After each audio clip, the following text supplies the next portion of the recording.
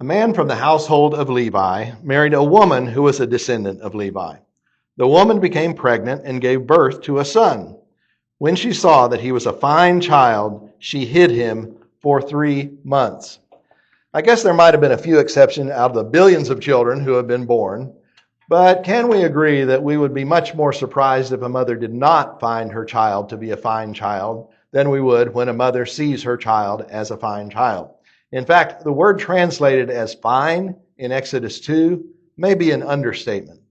Other translations actually have words like beautiful, wonderful, special, other superlatives. I'm sure he was all of those, but I'm not sure that his mother would have seen him any other way, even if he had been nothing special. Maybe I'm wrong there, but I don't think I'm wrong in saying that mothers tend to see their babies, and even older children, through the eyes of a mother. Now, do you remember what his mother's name was? We don't actually get that until we get over to chapter 6. We'll turn over there and then come back. Exodus 6, verse 20.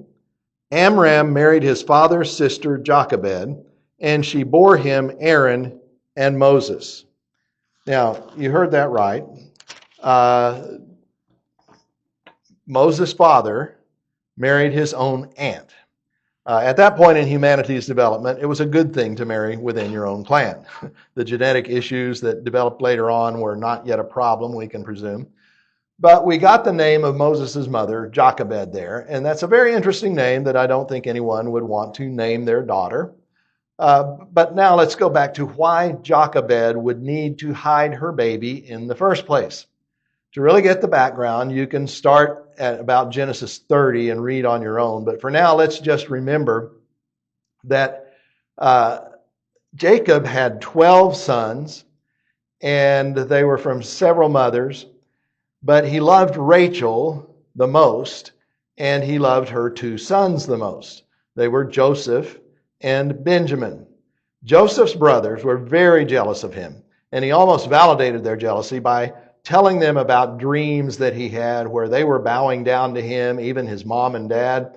They hated him so much that they planned to kill him, but they ended up instead selling him into slavery. He ends up in Egypt in the household of a man named Potiphar, and then he is falsely accused of sexual assault by Potiphar's wife, and he's thrown into jail. But his good character, his wisdom, and God's blessings end up putting him in charge of all of Egypt, second only to Pharaoh himself. In that position, he oversaw the collection and storage of food during the 7 years of abundant crops. Then he oversaw the distribution of that food during 7 years of famine when very little was growing. Well, the famine wasn't only in Egypt. It included the region where his father and his not-so-nice brothers and their families lived. They got so desperate that all of them ended up in Egypt, but they became favored relatives of Joseph. There were only about 70 members of Jacob's household, including Joseph. Not a threatening majority to the Egyptians. Here's where the problems began. Look at chapter 1, verse 8.